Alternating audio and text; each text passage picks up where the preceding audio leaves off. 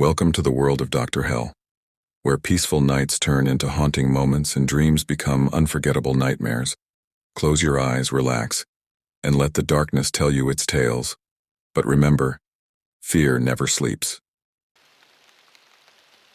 This happened in the 1980s, 1986 to be exact. I always figured the job would be boring. Don't get me wrong, I wasn't looking for excitement when I signed up as a park ranger. But after 6 months of watching tourists throw sandwich wrappers into the woods and arguing with campers about fire regulations, you start to wonder if you made the right career choice. My name's Emmett Renford, and back in '86, I was stationed at Acadia National Park in Maine.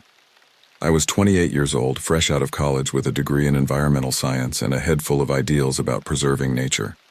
I liked the quiet. I liked the solitude. But I never expected to come face to face with something that should have stayed buried in the woods. It was a typical morning in early October, cool and misty, the kind that makes you feel like you're the only one on Earth.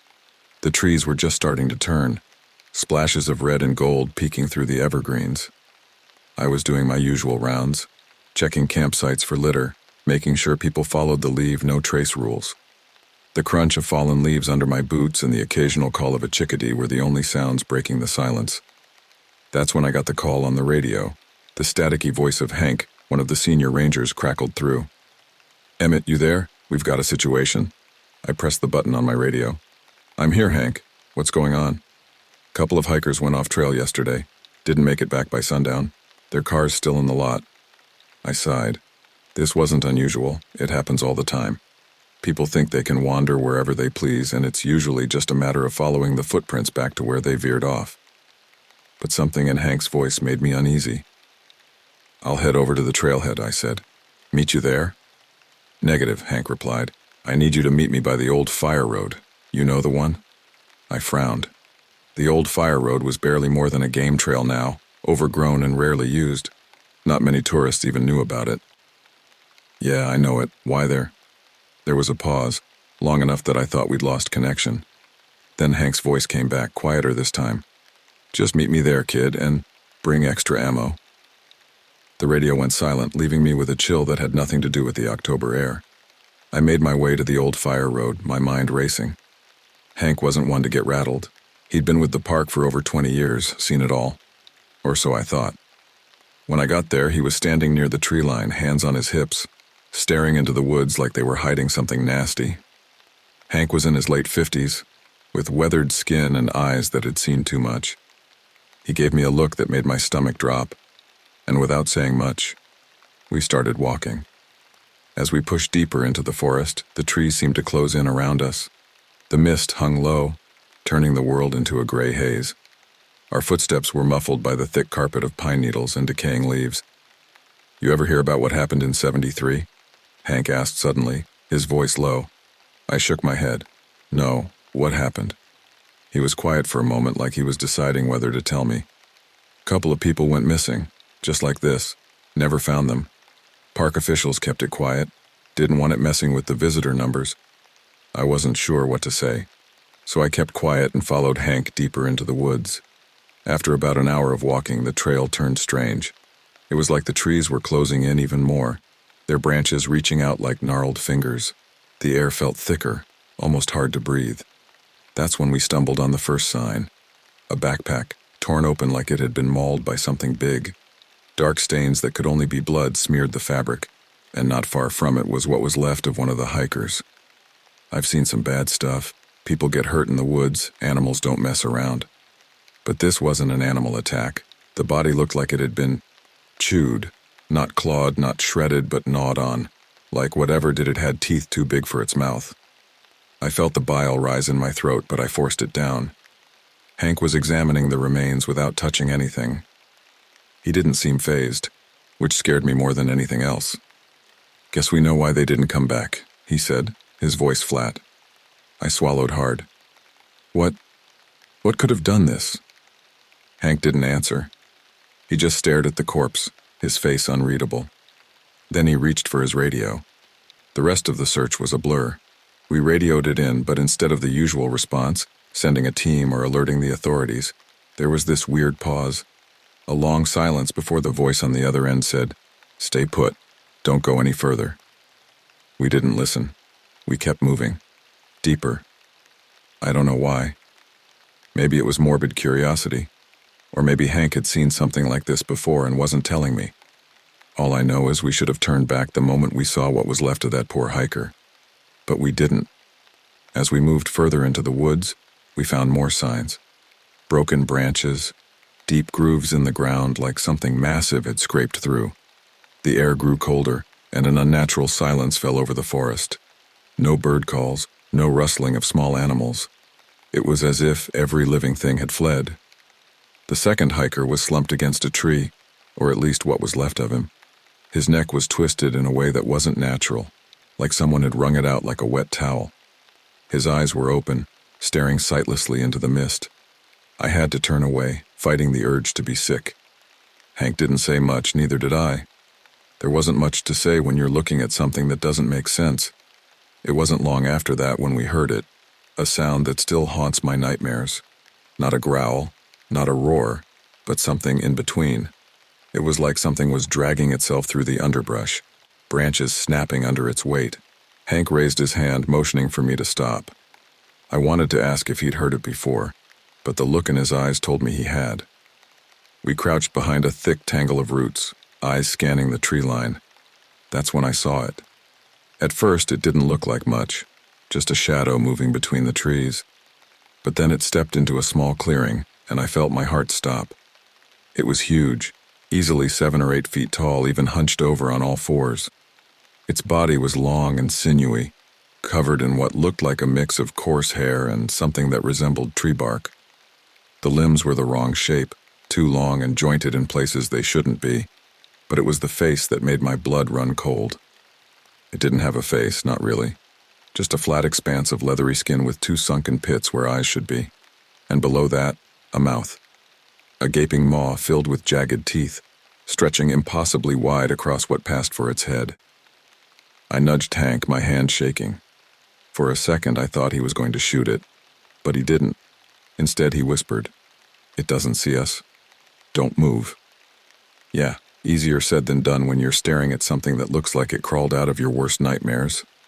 The creature sniffed the air, long fingers tipped with dull, worn-down claws scraping the ground as it moved. I noticed they didn't look sharp, more like they had been ground down from... Well, I didn't want to think about what could wear down claws like that. We stayed there, barely breathing, watching it circle the area. It moved with an unnatural grace, its body twisting in ways that made my stomach churn.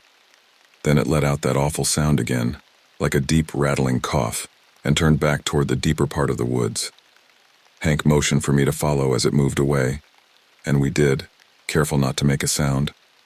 I wanted to run, to get as far away from this thing as possible, but something kept me moving forward.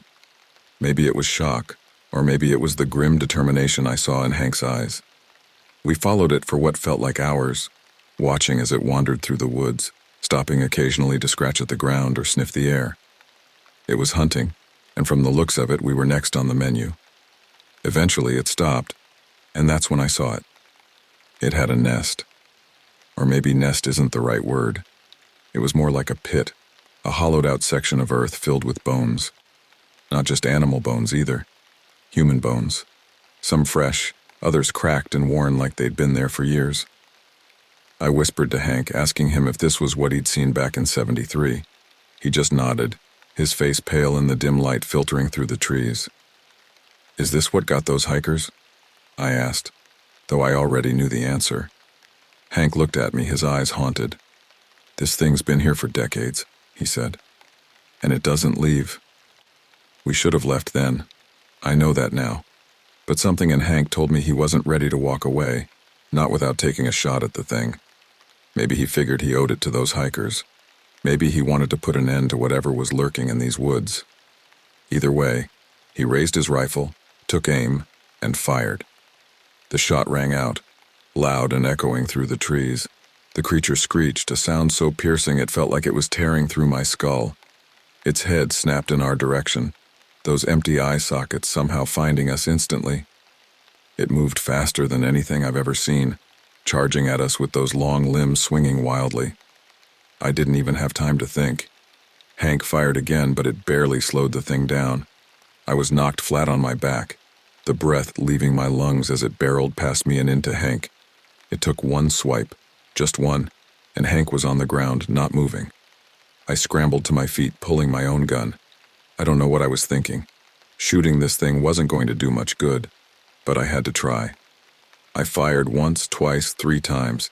Each shot made it flinch, dark ichor oozing from the wounds, but it kept coming.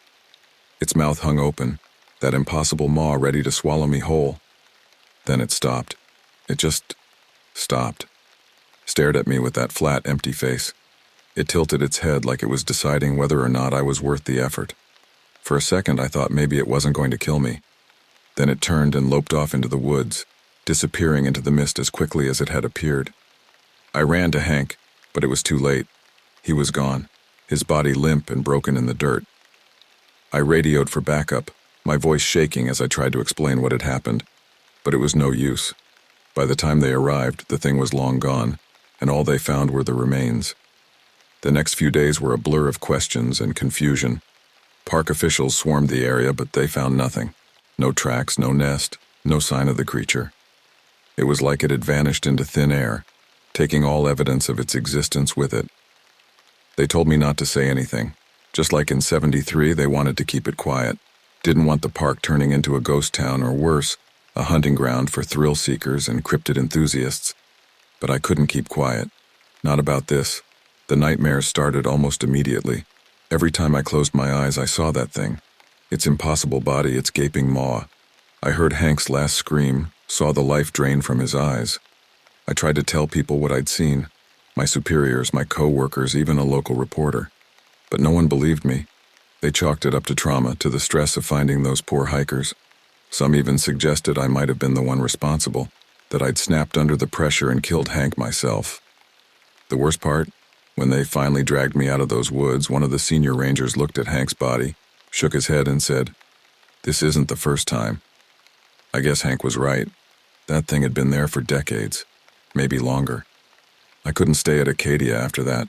I quit my job, packed up my things, and left Maine altogether. But I couldn't escape the memories.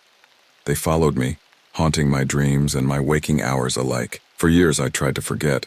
I moved from place to place, never staying anywhere too long. I took odd jobs, anything to keep my mind occupied. But always in the back of my mind, I knew it was still out there. Waiting. Hunting.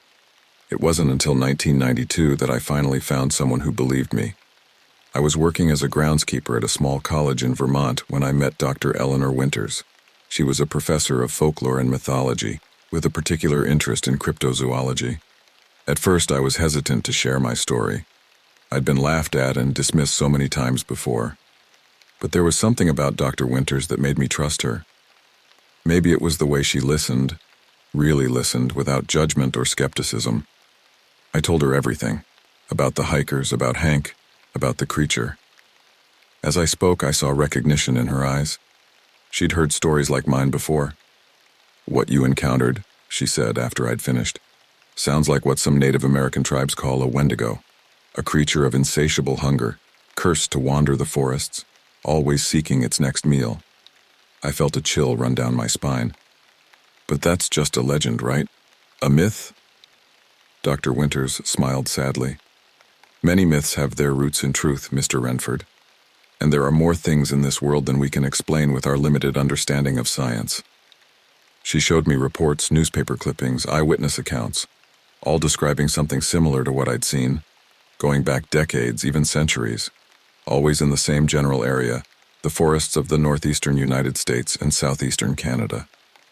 "These creatures," Dr. Winters explained, "they're rare, but they're real, and they're ancient. Some believe they're as old as the forests themselves." I felt a mix of relief and terror.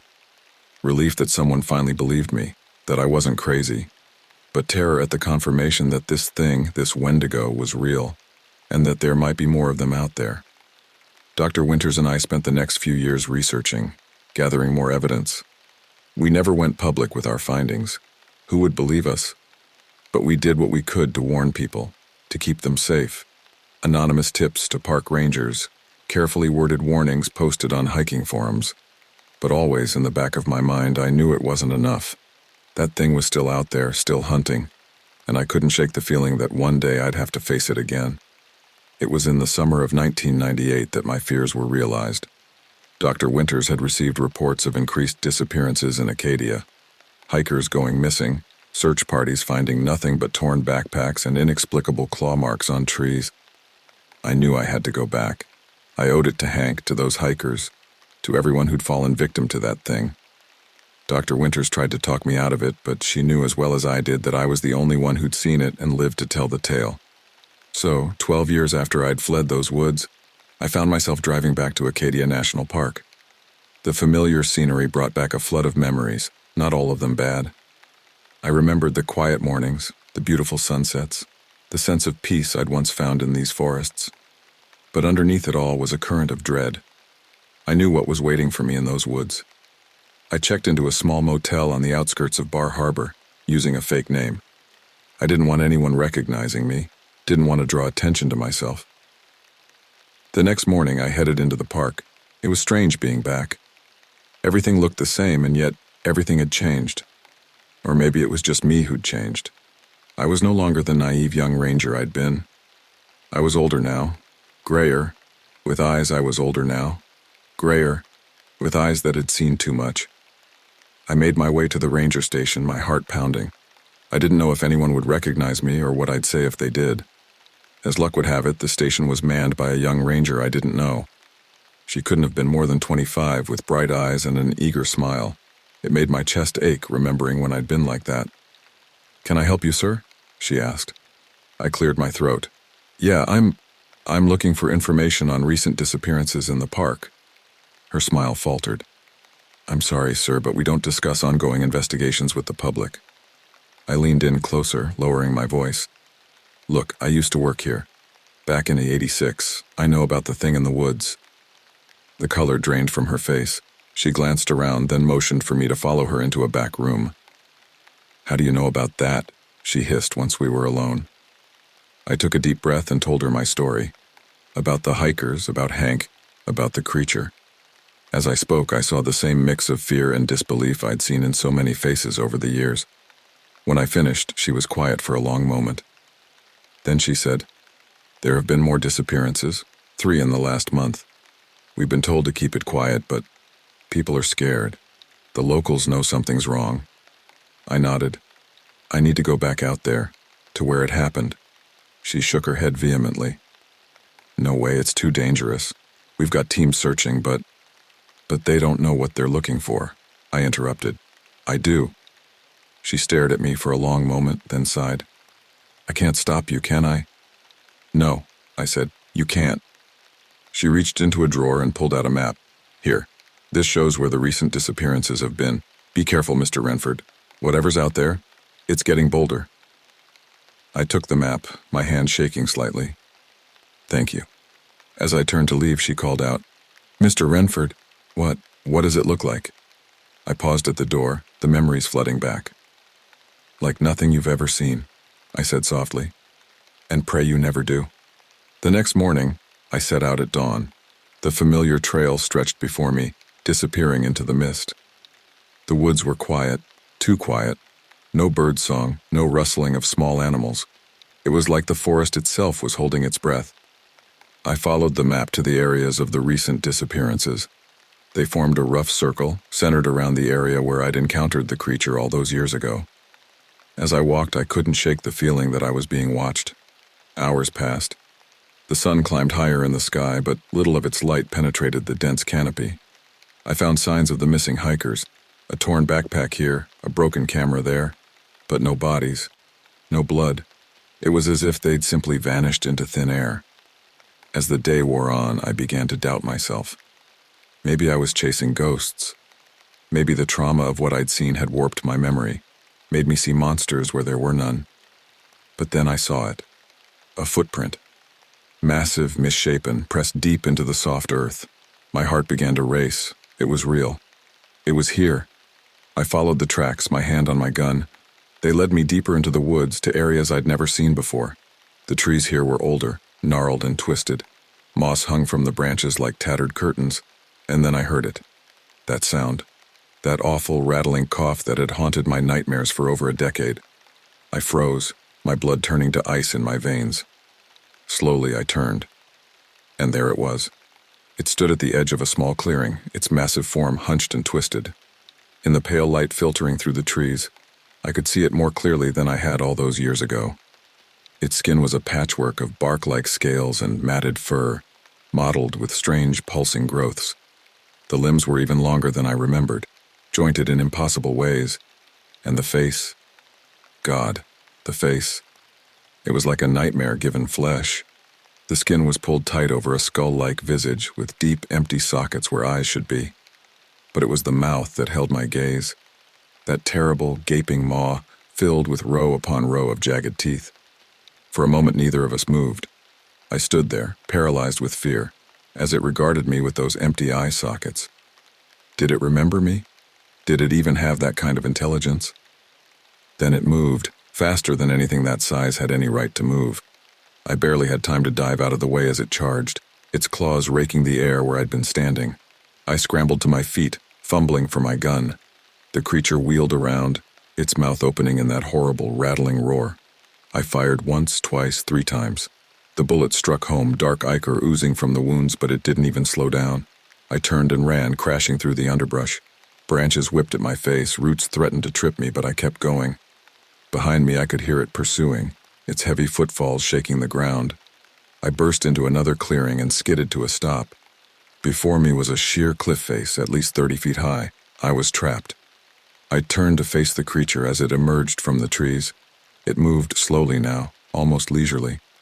It knew it had me cornered. As it approached, I noticed something, a scar on its chest, right where Hank had shot it all those years ago. This wasn't just any monster. This was the same one, the one that had haunted my nightmares for over a decade. "You remember me, don't you?" I said, my voice shaking. "You remember what we did to you?"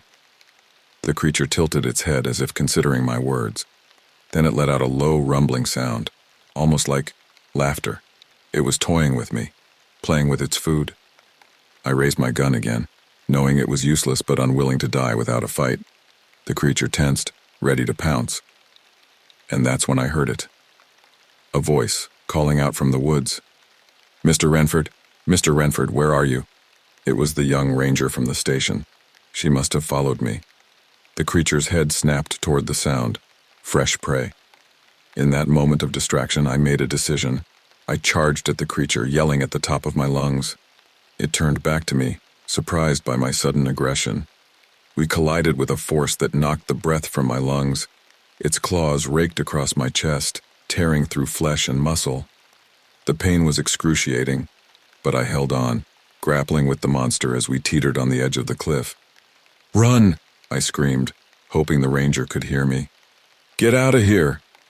The creature roared, its fetid breath hot on my face. We struggled at the cliff's edge, a bizarre dance of man and monster. Then we were falling. The world spun around us as we plummeted. The creature's roar of rage turned to one of fear. We struck the ground with a sickening thud, and everything went black. I don't know how long I was unconscious. When I came to, I was lying in a crumpled heap at the base of the cliff. Every part of my body screamed in pain, but I was alive. Beside me lay the creature. Its body was broken, twisted at unnatural angles. Dark ichor pooled beneath it, but incredibly, impossibly, it was still alive. As I watched, its body began to change. The fur and scales seemed to melt away, revealing pale, human-like skin beneath. The limbs shortened, the claws retracted, and the face became almost human. I stared in horrified fascination as the transformation completed. Where the monster had been, there now lay an old man. His skin was wrinkled and weathered, his hair long and matted, and his eyes were open, filled with a mixture of pain and something that looked almost like gratitude. He opened his mouth, and in a voice that sounded like it hadn't been used in decades, he whispered, "Thank you." Then he closed his eyes, let out a long breath, and was still. I lay there, my mind struggling to process what I'd just seen. The creature, the Wendigo, had been human once. A man, cursed or transformed into that thing, and I had freed him. I don't know how long I lay there, drifting in and out of consciousness. Eventually, I heard voices, felt hands lifting me onto a stretcher. The young ranger's face swam into view, her eyes wide with concern. "Mr. Renford, can you hear me? You're going to be okay?" As they carried me out of the woods, I caught a glimpse of where the old man's body had been, but there was nothing there. No body, no blood, no sign that anything had ever been there at all. The next few weeks passed in a haze of hospital rooms and police interviews. My injuries were severe, multiple broken bones, deep lacerations, internal bleeding. The doctors called it a miracle that I had survived. The official story was that I had fallen while hiking in a restricted area of the park. There was no mention of the creature, no acknowledgement of the missing hikers. It was as if the whole thing had never happened. But I knew the truth. And so did the young ranger, whose name I learned was Lisa. She visited me in the hospital, her eyes haunted by what she had seen and heard that day in the woods. "What was that thing?" she asked in a whisper, glancing nervously at the door as if afraid someone might overhear. I sighed, wincing at the pain in my ribs. "It's called a Wendigo, an old legend come to life, a man transformed by an insatiable hunger." Lisa shook her head, disbelief warring with the evidence of her own eyes. "But how? Why?" "I don't know," I admitted. "Maybe it was a curse. Maybe it was some kind of twisted evolution. All I know is that it's been out there for a long time, and I don't think it was the only one." Her eyes widened. "You mean there could be more?" I nodded grimly. "The legends speak of them in the plural, and the disappearances, they've been happening for too long over too wide an area for it to be just one creature." Lisa was quiet for a long moment, processing this information. Then she asked, "What do we do?" I looked at her, saw the determination in her eyes. She reminded me of myself, all those years ago. Young, idealistic, ready to face the unknown. But I also saw the fear, the understanding of just how dangerous this knowledge could be. "We keep watch," I said finally. "We look for the signs, and we do what we can to protect people without letting them know what's really out there. Because if this got out, if people knew what was lurking in the woods, it would be chaos," Lisa finished. I nodded. "Exactly. Hunters would flood the forest looking for glory or profit. More people would die. And the Wendigos, they'd either be wiped out or driven deeper into hiding. Neither outcome helps anyone." Lisa nodded slowly, accepting the burden of this secret. "I'll do what I can," she promised. As she turned to leave, I called out, "Lisa, be careful. These things, they're patient. They can wait for years, decades even, for the right moment to strike. Don't ever let your guard down." She gave me a small, sad smile. "I won't. Take care, Mr. Renford." After she left, I lay back in my hospital bed, staring at the ceiling. I thought about the old man the Wendigo had become in its final moments. Who had he been? How long had he been trapped in that monstrous form? And most chillingly, how had he become that way in the first place? I was released from the hospital a few weeks later. The doctors called my recovery remarkable, but I knew I would never be the same. The scars, both physical and mental, would remain with me for the rest of my life. I couldn't go back to my old life. The thought of returning to those woods, of possibly encountering another Wendigo, filled me with a terror I couldn't overcome. But I couldn't simply walk away either. I owed it to Hank, to the hikers who had died, to do something. So I did the only thing I could think of. I started writing. Under a pseudonym, I began publishing articles about wilderness safety, about the dangers that lurked in the deep woods. I never mentioned the Wendigos directly, but I tried to give people the knowledge they needed to stay safe. I kept in touch with Lisa over the years. She remained at Acadia, keeping a vigilant eye out for any signs of Wendigo activity. Every so often, she would call me about a strange disappearance or an unusual animal sighting. Most of the time, it turned out to be nothing. But sometimes I would feel that old familiar chill run down my spine. As the years passed, I began to hear stories from other parts of the country. A hiker in the Rockies describing a creature that sounded eerily familiar. A hunter in the Appalachians finding strange tracks and half-eaten carcasses. Each time I would pass the information along to Dr. Winters, who continued her research into these creatures. But for every story that reached my ears, I knew there were dozens more that went unreported.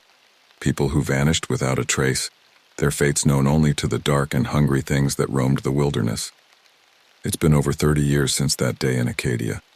I'm an old man now, my hair gray, my body bearing the scars of my encounter. But I can't forget, I won't forget. I've dedicated my life to studying these creatures, to understanding them as best I can. Dr. Winters and I have compiled a vast archive of sightings, encounters, and legends. We've mapped out their territories, tracked their movements as best we can, but for all our efforts, we've barely scratched the surface. The Wendigos remain a mystery, their origins unclear, their true nature elusive. Are they a natural phenomenon, some twisted offshoot of evolution? Or are they something more supernatural, the product of an ancient curse or forgotten ritual? We may never know the full truth, but what we do know is this: they're out there, waiting, watching, hungry. I've trained others over the years, people like Lisa, who have encountered these creatures and lived to tell the tale. We've formed a loose network of watchers, keeping an eye on the wild places of the world. We do what we can to protect people, to steer them away from danger without revealing the full extent of what lurks in the shadows. But it's not enough. It can never be enough. For every life we save, for every potential victim we warn away, there are others who fall prey to the Wendigo's insatiable hunger. And now, as I near the end of my life, I find myself facing a difficult decision. Do I take this knowledge, this terrible secret, to my grave? Or do I share it with the world, consequences be damned? I've written this account, my full and true story, and sealed it away. Perhaps someday, when the world is ready, when we've advanced enough to face these creatures on equal terms, someone will find it. Perhaps then, the truth can come to light. But for now, the secret remains. The Wendigos continue to hunt in the deep woods, in the places where civilization's light doesn't quite reach, and we, the watchers, continue our vigil. To those who read this, I have one final warning. Be careful in the wild places of the world. Respect the wilderness, but never forget that it holds dangers beyond your imagining. And if you ever find yourself alone in the woods, hearing a strange rattling cough echoing through the trees, run. Run, and don't look back. For the hunger that drives the Wendigo is eternal, insatiable. And in the dark of the forest, in the shadows between the trees, it waits. Always waiting, always hungry. The call came in just as I was about to clock out for the day. It was late autumn, and the sun was already sinking behind the jagged peaks of the Cascade Mountains. I remember the way the fading light painted the sky in hues of orange and purple, a beautiful sight that belied the grim news I was about to receive. Jensen, my boss, Chief Ranger Marlowe, barked as he strode into the room. "We've got a situation. Kids gone missing up in Evergreen Falls." I suppressed a sigh, my hand hovering over my jacket. So much for getting home in time for dinner. "What's the story?" I asked, already reaching for my gear. Marlowe's weathered face was creased with concern. "Parents are out-of-towners, weekend campers. Let their boy wander off. Said he was obsessed with some old Forest Service cabin deep in the woods." I nodded, a familiar weight settling in my gut. It was always the same with these type city folk who thought the wilderness was just a big playground. They never respected the forest, never understood its dangers. "Kid's name is Alex," Marlowe continued, handing me a photograph. 8 years old, been missing for about 3 hours now. I studied the picture. The boy was skinny, with ears that stuck out a bit too far and a bowl cut that looked like it had been done at home. Nothing special, just an ordinary kid. And that's what worried me most. In my 15 years with search and rescue, I'd learned that it was often the unremarkable ones who met the worst fates. "I'll grab Erickson and Rodriguez," I said, already mentally preparing for a long night ahead. "We'll head out immediately." Marlowe nodded grimly. "Good. Keep me posted, Jensen. And be careful out there. Something about this doesn't feel right." I knew exactly what he meant. There was a heaviness in the air, a tension that seemed to whisper of impending danger. But that was the job, walking into the unknown, facing whatever the forest threw at us. "My name's Daniel Jensen, search and rescue for the U.S. Forest Service. I've seen it all over the years. Lost hikers, injured climbers, the occasional animal attack. But nothing could have prepared me for what I was about to encounter in Evergreen Falls." As we drove up to the campsite, the last remnants of daylight were fading fast. The forest loomed around us, ancient Douglas firs and western red cedars stretching towards the darkening sky. There's something about old-growth forests that always puts me on edge. Maybe it's the shadows that seem to move when you're not looking, or the way sound gets swallowed up by the dense undergrowth. Whatever it is, it makes you feel small, insignificant, a reminder that we're just visitors in a world that's far older and wilder than we like to admit. The boys' parents were waiting for us at the trailhead. The mother, a petite woman with red-rimmed eyes, was clutching a stuffed animal, a worn teddy bear that I assumed belonged to Alex. The father stood a little apart, his face a mask of forced calm. I've seen that look before, the desperate attempt to appear in control when your world is falling apart. Mr. and Mrs. Carpenter? I approached them, my voice steady and professional. I'm Ranger Jensen. This is Ranger Erickson and Ranger Rodriguez. We're here to find your son. Mrs. Carpenter let out a choked sob at my words, while Mr. Carpenter stepped forward, his hand extended. Thank you for coming so quickly, he said, his voice strained. We don't know what happened. Alex was right here, and then... I nodded, cutting him off gently. We didn't have time for a detailed recounting. Every minute counted in a search like this. Can you tell me exactly when you last saw Alex, and in which direction he was heading? As Mr. Carpenter filled us in on the details, I couldn't shake the feeling that we were being watched. I scanned the tree line, my hand instinctively moving to the rifle slung over my shoulder. There was nothing there, just the encroaching darkness and the whisper of wind through the trees. But the feeling persisted, raising the hairs on the back of my neck. All right, I said, turning to my team. We'll start with a grid search of the immediate area. Erickson, you take the north quadrant. Rodriguez, you go east. I'll head west.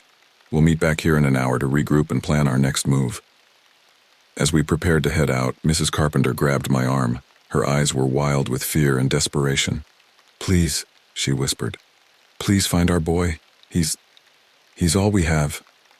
I met her gaze, seeing the raw pain there. It's moments like these that make this job both rewarding and heartbreaking. We'll do everything we can, ma'am, I promised. Your son is our top priority.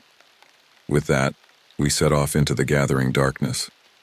The forest seemed to close in around us, the trees looming ever larger as night fell. I clicked on my flashlight, the beam cutting through the gloom like a knife. As I moved deeper into the woods, calling out Alex's name at regular intervals, that feeling of being watched intensified.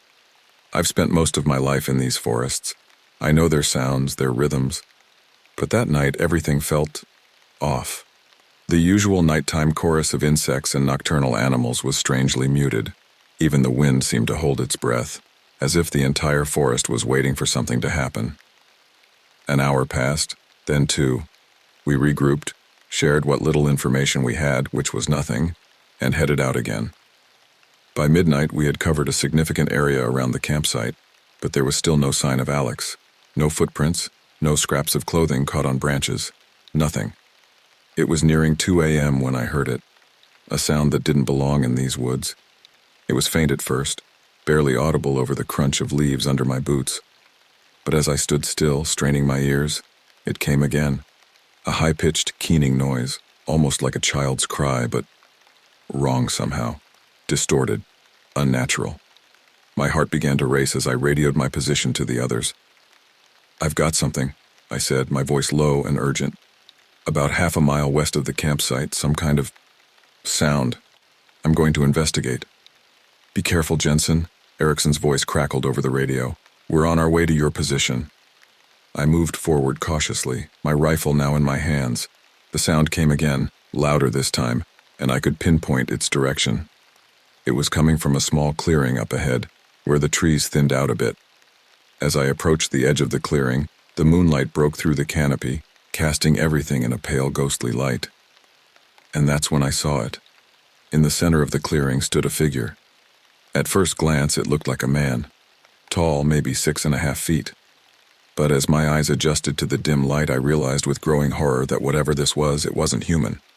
Its proportions were all wrong. The arms were too long, hanging almost to the ground.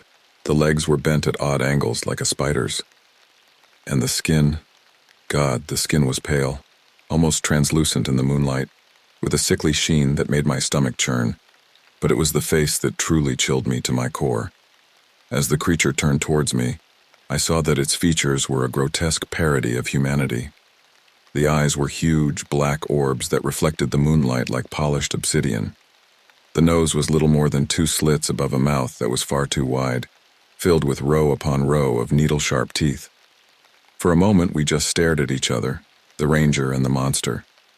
Then, with a sound like tearing fabric, its mouth opened impossibly wide, and it let out that keening cry I had heard before. Only now, up close, I realized it wasn't a cry at all. It was laughter. I raised my rifle, my hands shaking so badly I could barely aim. "Don't move," I shouted, my voice sounding thin and weak in the face of this abomination. The creature cocked its head to one side, regarding me with what seemed like curiosity. Then, with a speed that defied its awkward appearance, it charged. I fired, the sound of the shot deafening in the quiet forest. The creature staggered, dark ichor spraying from a wound in its chest, but it didn't go down. Instead, it let out a shriek of rage and pain that sent birds exploding from the trees in panic. I fired again and again, emptying my magazine into the advancing monster.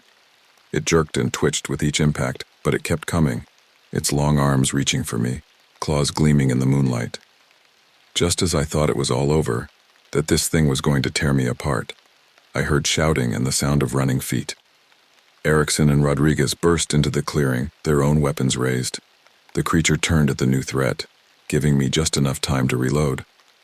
We opened fire together, the combined firepower finally bringing the monster down. It thrashed on the ground, making horrible gurgling noises before finally going still. For a long moment, none of us moved. We just stood there, guns trained on the creature's motionless form, our breath coming in ragged gasps.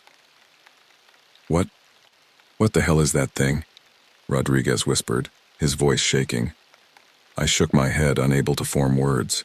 In all my years in these woods, I'd never seen anything like this, never even imagined something like this could exist.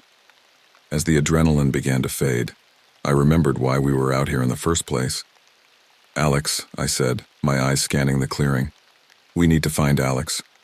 We spread out, searching the area around the clearing. That's when I saw it, a small sneaker, half hidden under a bush.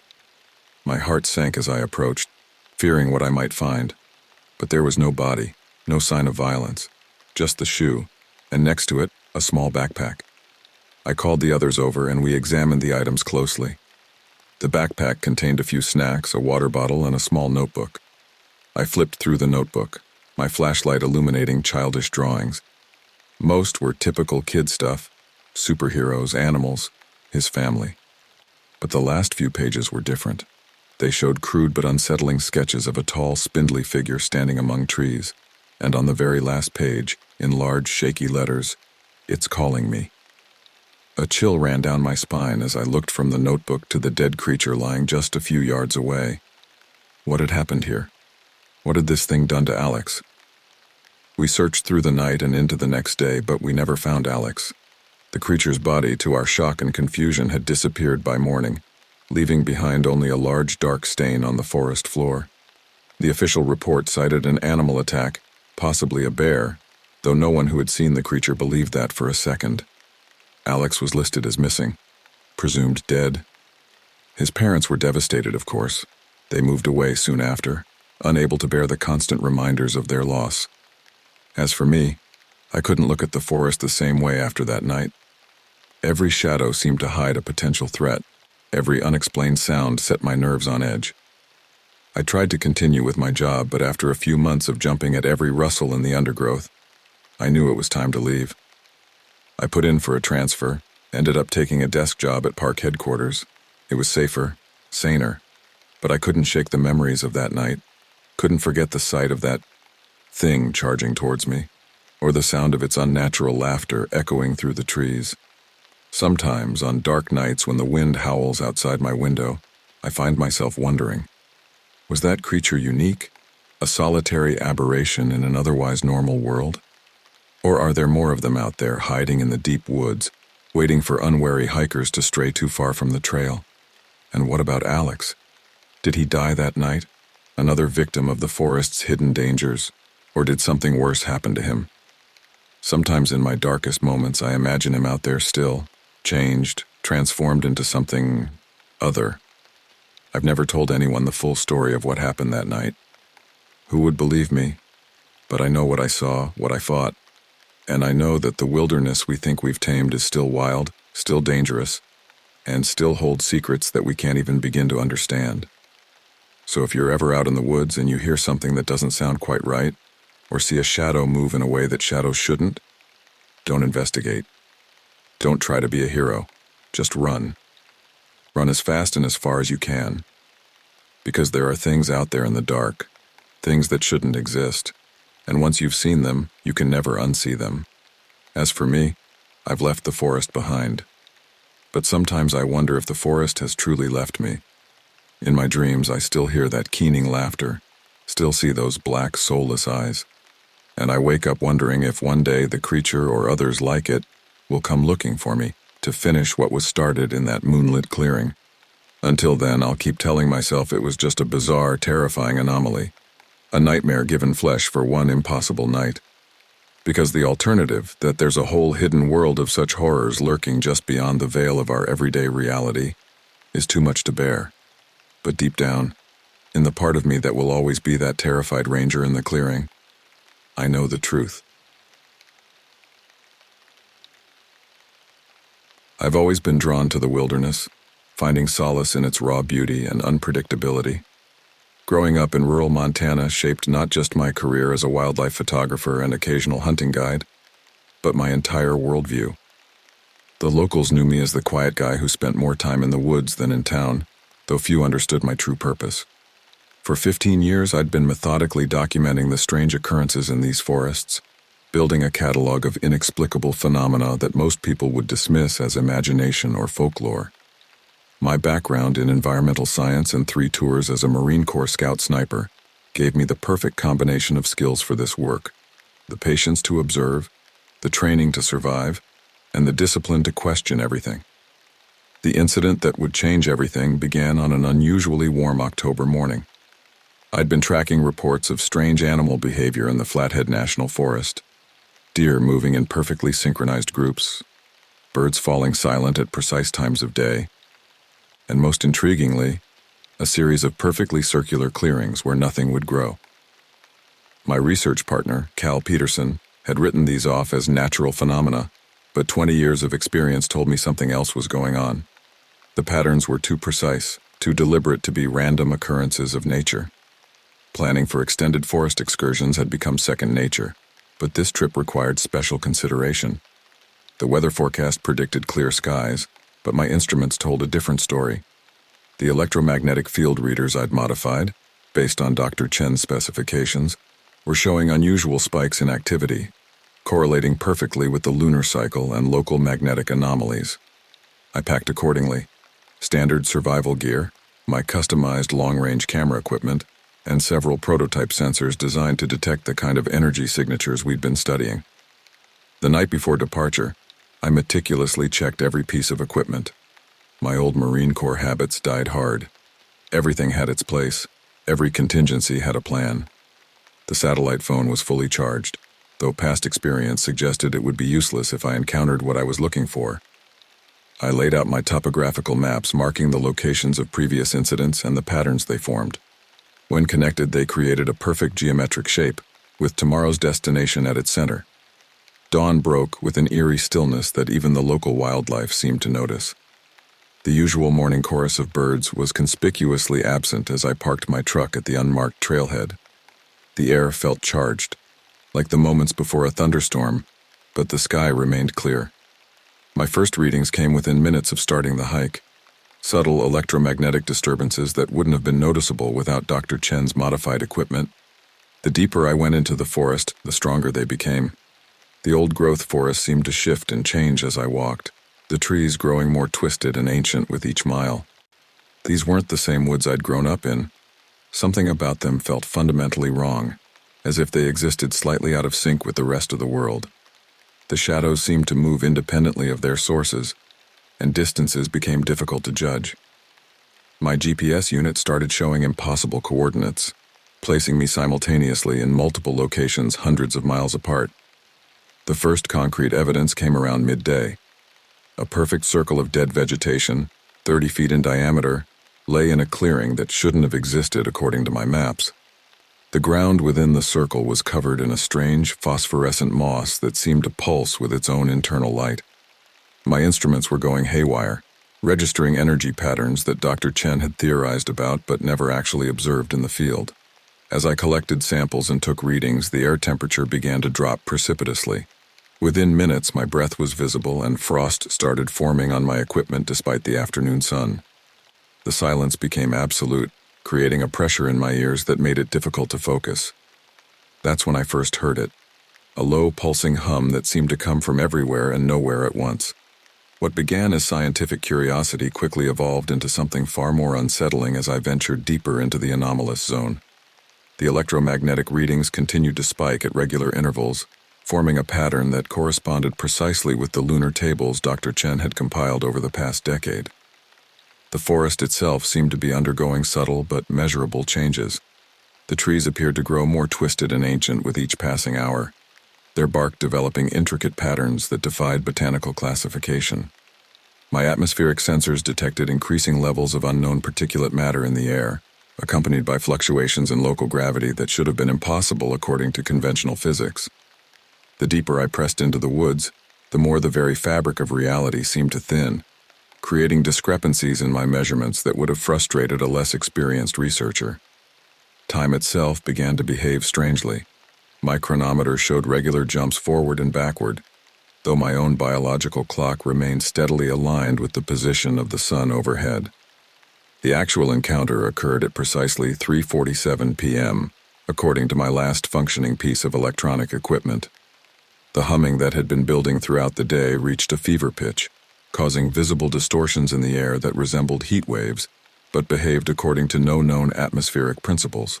The clearing where I found myself was approximately 50 meters in diameter, perfectly circular, and contained the strongest concentration of anomalous readings I had ever recorded. The ground was covered in that same phosphorescent moss I'd observed earlier, but here it formed complex geometric patterns that seemed to shift and reorganize themselves when viewed peripherally. The air temperature had dropped to -15 degrees Celsius despite the afternoon sun, and ice crystals formed and dissipated in impossible patterns around me. The entity, when it appeared, did so without warning or dramatic entrance.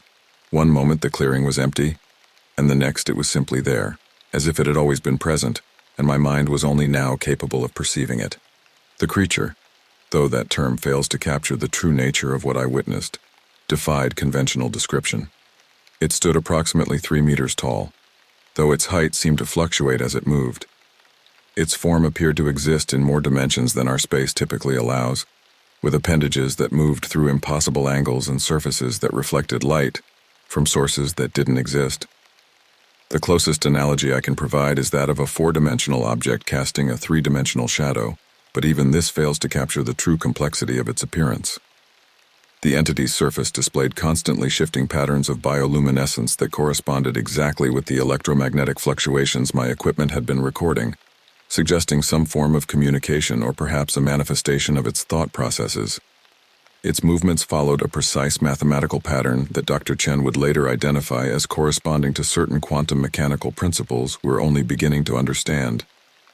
The communication, when it began, bypassed traditional sensory channels entirely. Rather than producing sound waves or visual signals, the entity seemed to interface directly with my consciousness, transmitting complex packets of information that my brain struggled to decode into comprehensible concepts. The experience was simultaneously terrifying and enlightening, like having entire libraries of alien knowledge poured directly into my mind. The information revealed a universe far more complex than our current scientific understanding suggests, one where the barriers between dimensions are permeable and what we consider reality is merely one layer of an infinitely complex system of interconnected planes of existence. The entity conveyed that it was part of a vast network of similar beings, all engaged in a long-term study of our reality. Our world, it seemed, was one of countless others they monitored, though their purpose remained unclear, whether purely scientific or part of some larger cosmic agenda that my human mind couldn't fully grasp. The immediate aftermath of the encounter left me with severe physiological and psychological effects that persisted for weeks. My body showed signs of exposure to types of radiation unknown to current science, and my brain scans revealed patterns of activity that baffled neurologists. The most significant changes, however, were to my fundamental understanding of reality. The entity had transferred vast amounts of information directly into my consciousness. Mathematical equations that solved problems our greatest physicists haven't even conceived yet. Concepts that connected quantum mechanics with gravity in ways that revolutionized our understanding of both. And perhaps most importantly, proof that we are not alone in the universe, though the truth is far stranger than anyone had imagined. The government agencies that eventually became involved approached the situation with a mixture of skepticism and intense interest, though their efforts to suppress the information proved futile given the physical evidence I'd managed to preserve and the network of researchers I'd already established. In the months following the initial encounter, our research team expanded to include specialists from various scientific disciplines, each bringing unique insights to our investigation. Dr. Elena Rodriguez, a quantum physicist from MIT, developed new theoretical frameworks to explain the dimensional anomalies we'd observed, while Dr. James Chen refined his electromagnetic detection equipment based on the data we'd gathered. The most significant breakthrough came from Dr. Sarah Hammond, a neurobiologist specializing in consciousness studies, who discovered that the entity's method of communication had permanently altered the neural pathways in my brain, creating new connections that allowed for enhanced pattern recognition and the ability to perceive aspects of reality previously invisible to human consciousness. The government's involvement, though initially confrontational, evolved into a cautious partnership after similar encounters were reported across multiple continents. A classified task force, operating under the code name Project Threshold, was established to coordinate research efforts and monitor the growing number of dimensional intersection points we'd identified. Through careful analysis of historical records and cross-referencing of global anomaly reports, we began to understand that what we'd discovered was part of a vast, ancient network of dimensional gateways. These intersections, marked by distinctive geological and electromagnetic signatures, formed a complex geometric pattern across the Earth's surface. Carbon dating of organic materials found at these sites suggested they had been actively used for at least 12,000 years, though their true age might be far greater. Indigenous peoples across the world, we discovered, had long known of these places, incorporating them into their spiritual practices and oral histories. The geometric patterns formed by these sites corresponded precisely with certain astronomical alignments and Earth's magnetic field fluctuations, suggesting a level of architectural planning on a planetary scale that defied conventional explanation. Most intriguingly, we found that these sites exhibited increased activity during specific astronomical events, particularly during solar eclipses and certain planetary alignments, indicating a possible connection between cosmic phenomena and dimensional permeability. The most profound implications of our discoveries emerged not from the physical evidence we'd gathered, but from the philosophical and existential questions they raised about humanity's place in the cosmos. The entities, we learned, existed in a state of consciousness so fundamentally different from our own that concepts like individual identity or linear time had little meaning to them. They perceived reality as a unified whole, with past, present, and future existing simultaneously across multiple dimensions. Their interest in our world seemed to stem from a genuine curiosity about conscious beings who experience reality in a linear, three-dimensional way. Through continued indirect communication and careful study of the artifacts they occasionally left behind, we began to understand that their presence wasn't meant to be threatening or invasive, but rather educational. They were, in essence, cosmic anthropologists, studying the development of consciousness across multiple realities and dimensions. The implications of this understanding led to dramatic advances in various scientific fields, from quantum physics to neurobiology, though many of these discoveries remained classified under international security protocols. 5 years have passed since that first encounter in the woods, and our understanding of these phenomena continues to evolve. The research facility we established near the original site has documented over 300 distinct interactions with extra-dimensional entities, each providing new insights into the nature of consciousness and reality. The government's involvement has become more structured and transparent, with international cooperation replacing the initial impulse toward secrecy. While public knowledge of these discoveries remains limited, a gradual disclosure process has begun, carefully managed to prevent societal disruption, while preparing humanity for a dramatic expansion of its cosmic awareness. The forest where it all began has been designated as a restricted research area, though the entities seem to respect our need to study them as much as we respect their inscrutable purposes. The original clearing remains active, serving as a sort of informal embassy between our world and theirs, though the nature of the communication has evolved into something more structured and predictable. The transformative effects of that first encounter continue to ripple through my life and the lives of those involved in the research. The enhanced neural pathways created by the initial contact have stabilized, providing insights and perceptual abilities that have revolutionized our understanding of consciousness itself.